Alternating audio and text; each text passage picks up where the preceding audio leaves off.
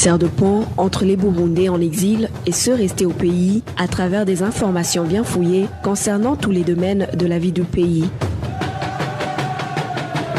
Le magazine Humura Burundi est diffusé sur le web via le site de la RPA www.rpa.bi. Humura Burundi. À la présentation, Inès Gakiza. Côté technique, c'est Fabrice Ndimurukundo et Steve Niungeko. Merci d'être au rendez-vous. Bonsoir et bienvenue au magazine Humura Burundi de ce 11 novembre 2019, dont voici les principaux titres. La Tanzanie continue à serrer tout autour des réfugiés burundais après la fermeture des marchés. L'utilisation des moulins a aussi été interdite en doute dès ce mardi. Et les réfugiés surpris dans les champs en dehors du camp sont arrêtés. Le Burundi, classé parmi les premiers pays au monde qui ne respectent pas les libertés individuelles, une place qu'il occupe depuis 2015 selon l'organisation américaine de surveillance de la liberté et de la démocratie Freedom House. Et en santé, l'OMS parle de 7 millions de Burundais atteints du paludisme cette année 2019 avec plus de 2600 décès. Cette organisation mondiale de la santé intervient pour lutter contre cette maladie au Burundi en octroyant, entre autres, les nouveaux médicaments qui seront utilisés au Burundi pour traiter le paludisme. Voilà pour le sommaire. Après une courte transition, ce sera le développement.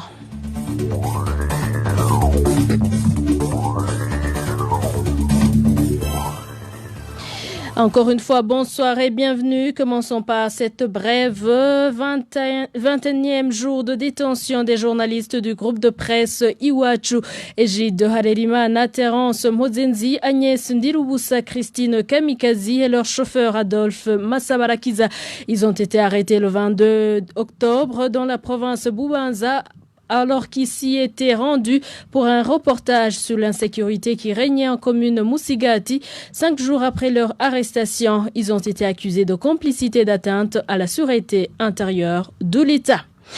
Je viens de vous le dire, le Burundi est parmi les premiers pays du monde où les libertés individuelles sont bafouées. Cela apparaît dans le rapport de l'organisation américaine de surveillance de la liberté et de la démocratie Freedom House de cette année 2019. Un rapport qui illustre la régression du processus démocratique dans le monde entier.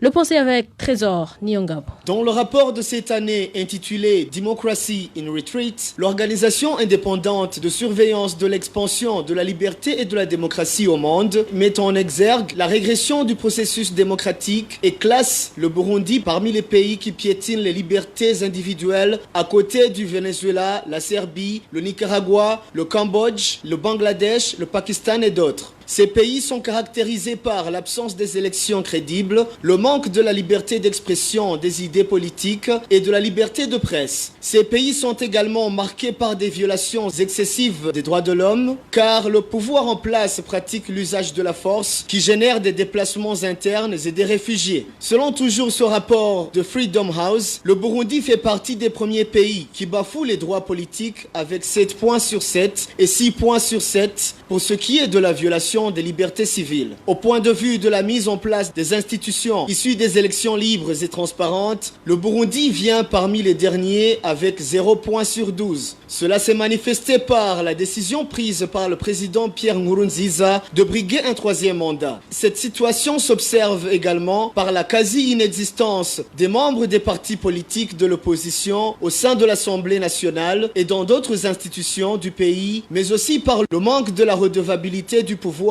envers le peuple. L'association Freedom House fait savoir qu'il n'y a pas de liberté de la presse au Burundi car le Burundi a une note de 0 sur 4. Les journalistes sont malmenés, certains sont incarcérés arbitrairement et d'autres persécutés. Certains médias sont fermés du fait qu'ils ont diffusé des informations que le pouvoir en place ne tolère pas. Freedom House termine en soulignant que la justice burundaise n'est pas du tout indépendante avec une note de 0 sur 4. Une note qui s'explique par les arrestations arbitraires signalées ici et là, les exécutions extrajudiciaires, la torture et la corruption qui caractérisent la justice burundaise. Signalons que les rapports rapport de l'organisation Freedom House indique que le Burundi occupe cette mauvaise place depuis 2015. Trésor Nyangabo. Et en diplomatie, les chefs d'État de la communauté est-africaine envisagent de se rencontrer à Arusha dans le 21e sommet ordinaire à la fin de ce mois de novembre. Les conflits politiques et économiques entre certains pays membres pourraient figurer parmi les questions à traiter. Émile Nibasumba nous en dit plus. La rencontre des chefs d'État de l'EAC est envisagée dans un climat glacial entre pays, note du East African qui donne la date du 30 novembre prochain. Le journal kenyan rappelle que le Rwanda est en conflit avec le Burundi et l'Ouganda, tandis que le Kenya et la Tanzanie font face aux différents commerciaux occasionnels.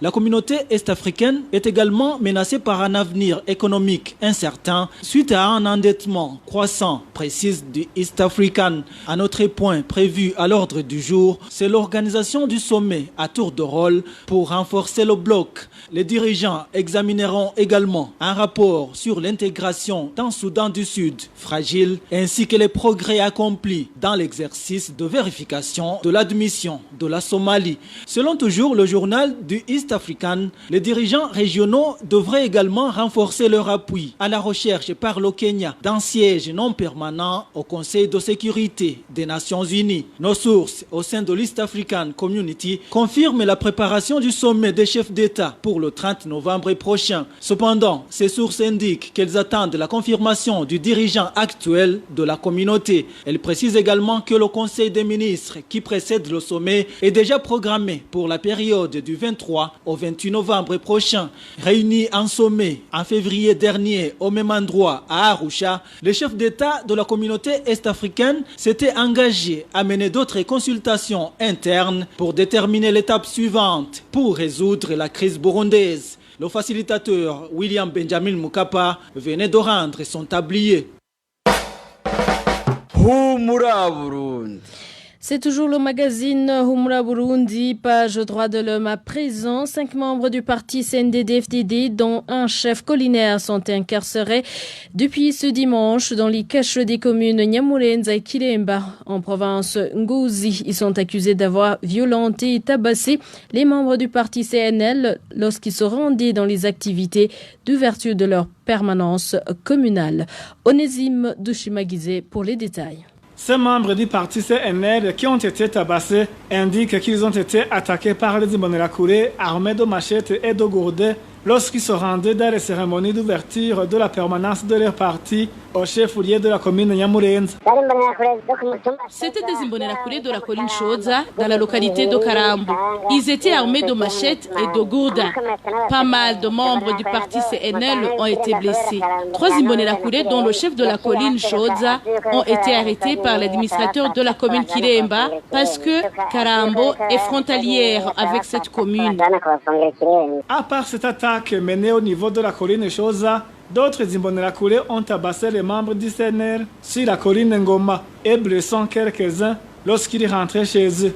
Certains habitants de la commune Nyamurenza accusent l'administrateur de cette commune, Dieudonné Nyonzima, d'avoir planifié ces attaques. Sur la colline Ngoma, les Imbonerakure ont tendu une embuscade aux membres du CNL qui regagnaient leur ménage. Ils étaient armés de pierres qu'ils utilisaient pour attaquer les CNL. Le commissaire régional de la police et le gouverneur étaient dans cette localité. C'est l'administrateur de la commune Nyamurenza qui a planifié ces attaques pour perturber les cérémonies d'ouverture de cette permanence. Pourtant, c'est lui-même qui a autorisé cette activité. À ce propos, nous avons essayé de joindre Dieudonné Nyonzima, administrateur de la commune Nyamurenza, mais sans y parvenir. Et l'épouse d'un des membres du conseil communal de la commune Mutimbuzi et en même temps membre du parti CNL ainsi que son domestique totalisent 3 jours d'incarcération au cachot de la police à Gatumba. Accusés de détention illégale d'armes à feu, les proches de cette famille parlent plutôt de montage, le chef de famille ayant déjà fui craignant pour sa sécurité. Pour le moment, les amis et voisins demandent qu'il soit relâché sans condition, surtout que le domestique a été torturé avant sa détention. Les détails avec Lovis Nyonzima. Cet employé a passé toute la journée à crier de douleur suite au coup de bâton lui infligé. Vous comprenez qu'il fallait le relâcher pour qu'il aille se faire soigner. Pour le moment, il est en état critique. Il faut libérer la famille de Matata et surtout sa femme pour qu'il puisse aller s'occuper de ses enfants. Ces derniers sont victimes des choses qui ne sont pas du tout claires. Quant à leur père, les accusations contre lui sont fausses. Victime d'un montage, il n'avait pas d'autre choix que de fuir. On s'excuse pour ce petit problème technique. On n'a pas pu avoir l'élément sonore demandé. Et continuons ce magazine avec la page sécurité. Après avoir fui les groupes armés rwandophones vendredi dernier, les habitants des collines Vitale, Kibande, Gituruka, Mukoma, Gafumbegeti, Kavumbu et Rutorero situés dans les zones Ruhororo et Utahana en commune Mabaï de la province Chibitoke regagnent petit à petit leur foyer. Toutefois, ces habitants riverains de la Kibira sont toujours inquiets à cause de la présence massive des militaires lourdement armés qui s'y observent encore. Et entre-temps, 9 personnes ont été assassinées dans différentes localités du pays la semaine écoulée. Parmi ces victimes, un jeune Imbonerakure, un membre du parti CNL et un membre du parti MSD.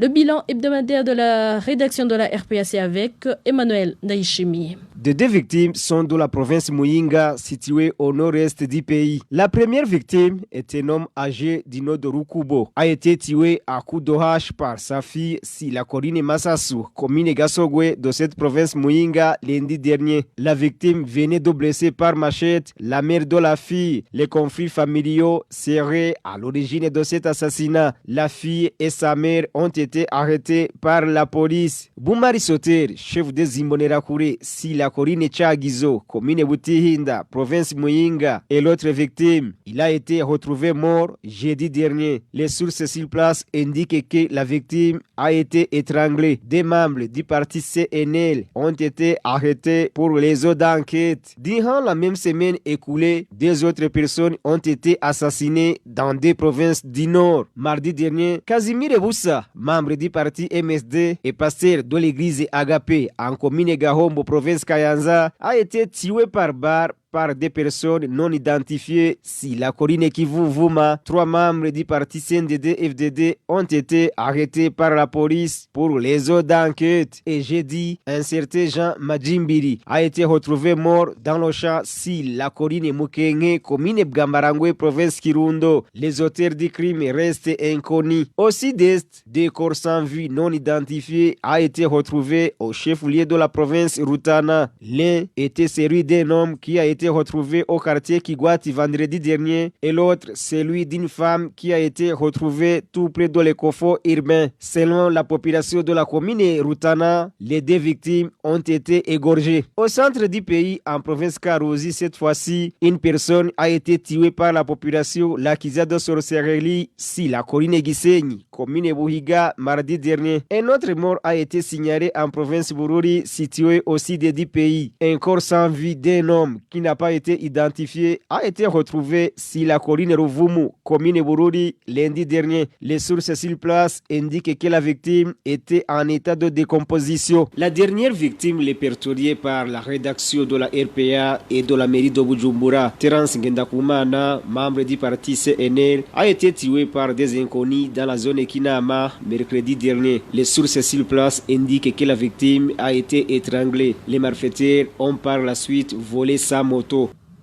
Merci Emmanuel Ndaïchimi. Je vous rappelle que vous pouvez retrouver les productions de la RPA sur ces différentes plateformes, sur Twitter, YouTube, SoundCloud et sur le www.rpa.bi. Après la pause, c'est la page santé. L'Organisation mondiale de la santé intervient pour lutter contre la malaria dépistée à un niveau trop élevé.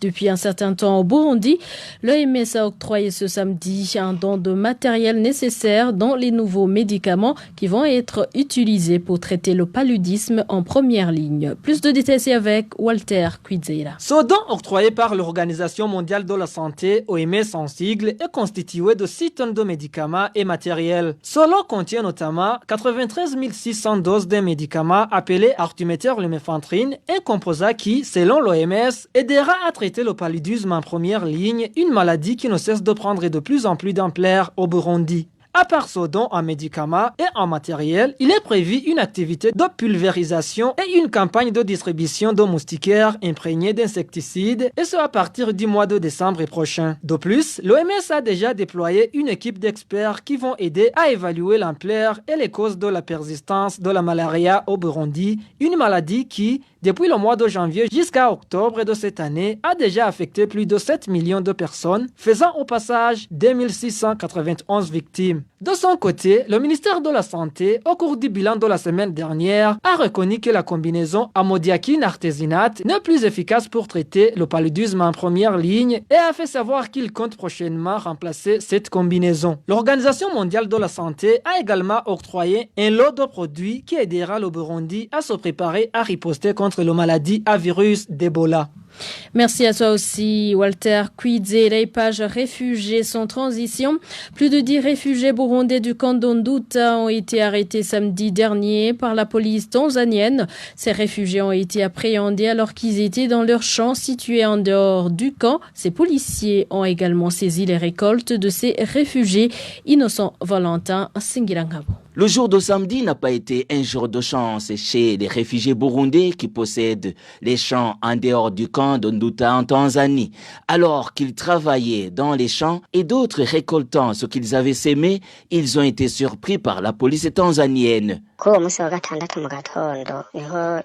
Samedi matin, nous nous sommes rendus dans les champs. Lorsque nous étions en plein travaux, la police tanzanienne s'est introduite dans nos champs et les gens ont commencé à s'enfuir. La police a tiré des balles réelles pour nous maîtriser. Moi, je faisais partie des gens qui étaient capturés en ce moment-là. Les véhicules policiers étaient garés à quelques mètres de nos champs.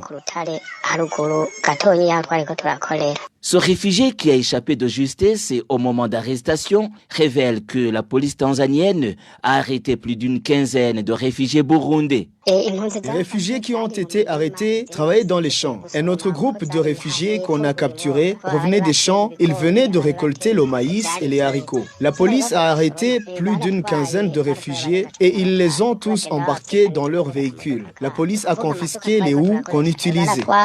Les réfugiés qui ont été arrêtés samedi dernier ont été conduits vers la prison de Nyamusivya. Ceux qui ont été arrêtés ont été acheminés vers la prison de Nyamusivya. Ces derniers jours, la police d'immigration en provenance de Kibondo s'active pour arrêter les réfugiés burundais. Suite à l'interdiction des activités commerciales dans le camp de réfugiés d'Onduta en Tanzanie, les réfugiés burundais supplient la police tanzanienne et les organisations œuvrant dans le domaine des réfugiés de les rétablir dans leurs droits. Et interdiction dès ce mardi de l'utilisation de moulins dans ce même camp de réfugiés d'Onduta. Accueillir les Burundais réfugiés dans ce camp demande l'assistance des organisations œuvrant dans le domaine de la protection des réfugiés car ils ne savent plus à quel sein se vouer. Marie-Ange Irakodze. Nous sommes au camp d'Onduta. De longues files indiennes s'observent un peu partout. Des réfugiés sont pressés de faire moudre le peu de céréales encore à leur disposition avant que la décision de fermeture de tous les moulins n'entre en vigueur. À la veille de la date butoir, des files de gens se voyaient à perte de vue. Tous les moulins fonctionnaient sans relâche.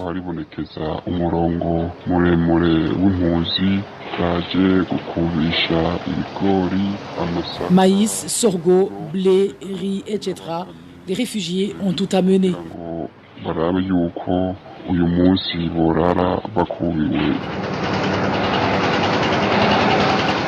La démolition des maisonnettes abritant ces moulins est prévue pour ce mardi, à la grande désolation de réfugiés burundais qui ne voient pas comment ils vont continuer à survivre dans de telles conditions, surtout qu'ils ont des enfants, dont ceux en bas âge, qui ne se nourrissent que de la bouillie.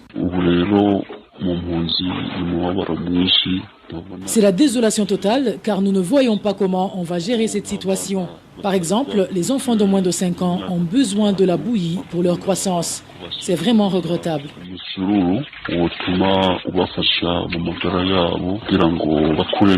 Vous saurez qu'il y a 2 semaines, tout commerce a été interdit dans ce camp d'Ondouta.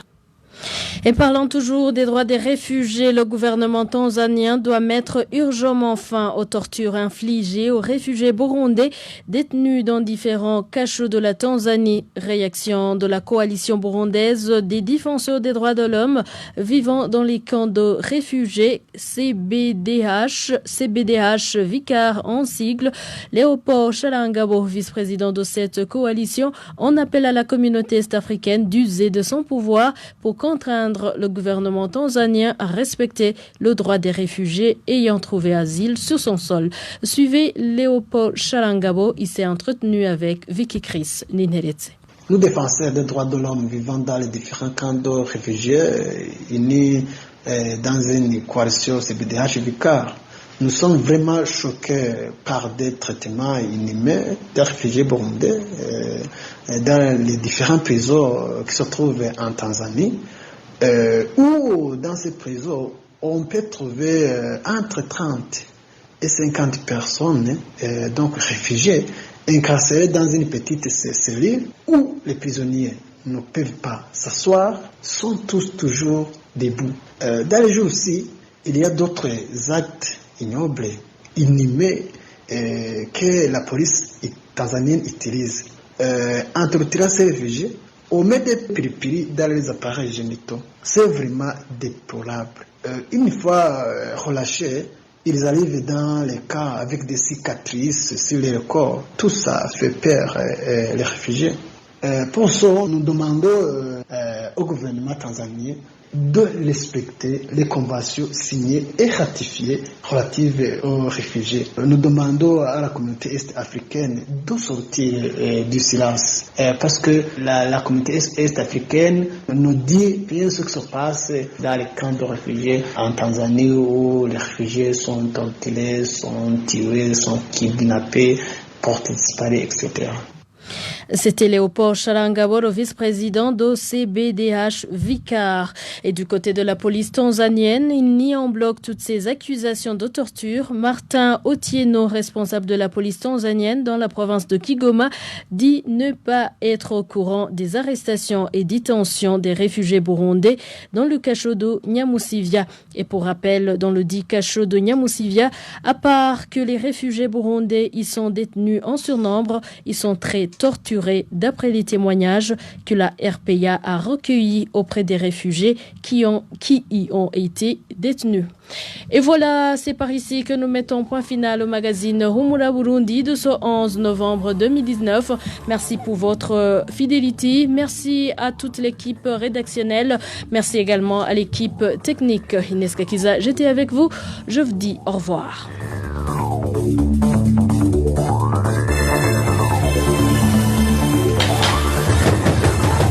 C'était le magazine Humura Burundi. Un magazine complet pour relier les Burundais en exil et ceux toujours au pays à travers une information de qualité.